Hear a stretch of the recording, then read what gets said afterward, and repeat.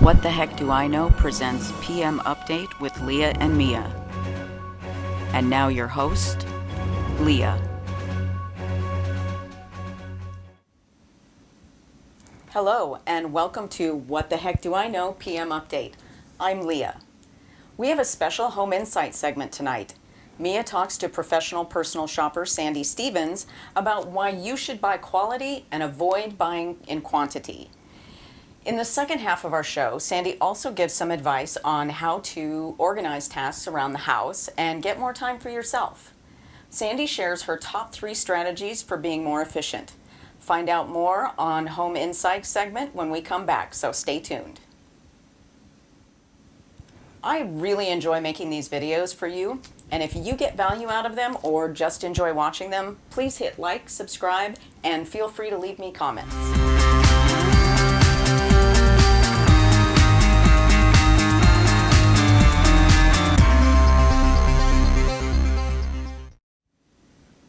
Welcome back to Home Insights. I don't know about the audience, but I can't wait to hear some of these shopping and efficiency tips. Mia, what can you tell us about what you learned from Sandy?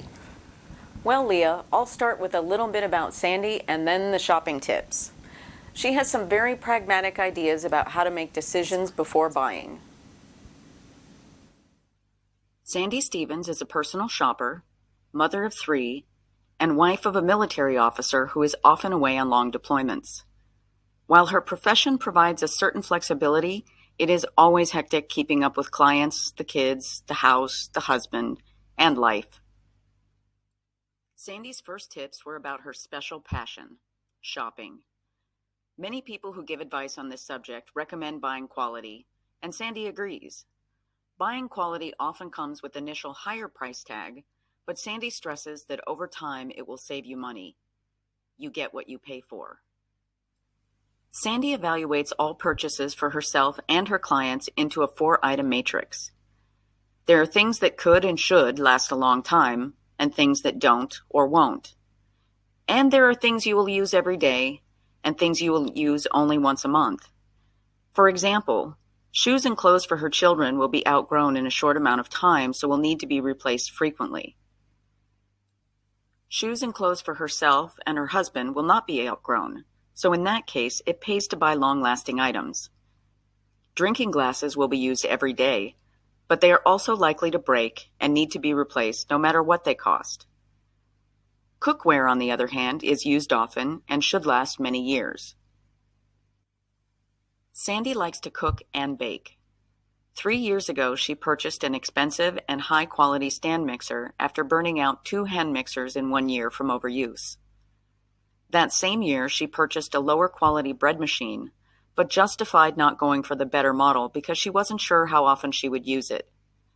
As it turns out, she only makes bread at home about once a month, so this decision turned out to be the right one. Sandy says that if you can accurately assess your requirements for the things you buy into these categories, you can save yourself a lot of money over time. It also avoids hassles, repeated shopping trips, and disappointments. Because she consciously puts the items she buys into categories before purchasing, when cheaper items break or need to be replaced for some other reason, she is much more accepting of it and it doesn't bother her too much. Since Sandy's job is shopping for others, she explains and reviews the matrix with her clients before working with them. When special items are requested, she refers back to the matrix so she can make sure she purchases the correct quality and price point that her clients are looking for. The great thing about this is that we can do it too.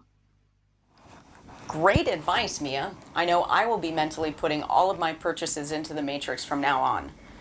Up next, if you are ever overwhelmed by home tasks, Sandy shares some project management tips for streamlining activities that can give you a little more time to yourself and turn home chaos into a more peaceful operation. More on that when we return for the second half of PM Update, Home Insights. Stay tuned.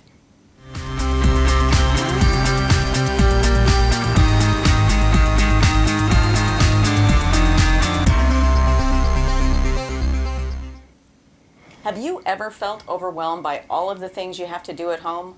Well, Sandy Stevens also used to feel that way until she started looking at running her household like a project. Mia is sharing her top 3 strategies for being more efficient in the home. Mia? Sandy's strategies are: 1. Plan and organize all repeated activities. 2. Rack and stack. 3. Do it now. Here are some examples of how she does that. Sandy says she used to get really stressed out about all the things she had to do at home. It never seemed like there was enough time to do everything. The change for her came after a particularly rough week when her husband was traveling for work and 2 of the kids were sick. Nothing seemed to be going smoothly, and she was extremely frustrated that she wasn't getting more help. Sandy had stopped at a local coffee shop the morning after her husband left, and before meeting with a client when she heard a couple of people behind her in line complaining about the mountain of work they had to do on a project. When one of them got done listing all of the tasks, the other one asked, "How many of those are rack and stack, and so how many of them are do-it-now tasks?" Something clicked when she heard rack and stack, so she started thinking about how many of her tasks could be sorted out this way. Sandy likes to prepare home-cooked meals, but when things get busy, they end up ordering a lot of takeout because she just doesn't have the time. She did a little research on once-a-month cooking, but most of the sites she found required a membership fee that she didn't want to pay, and she figured as an organized person she could probably figure it out on her own. She also wanted to start small to see how it worked before going to once a month. Sandy decided she would start with twice-a-month cooking. She picked 6 different meals that her family liked and could be made in bulk. She calculated the amount of ingredients she would need to double her recipes, then went shopping.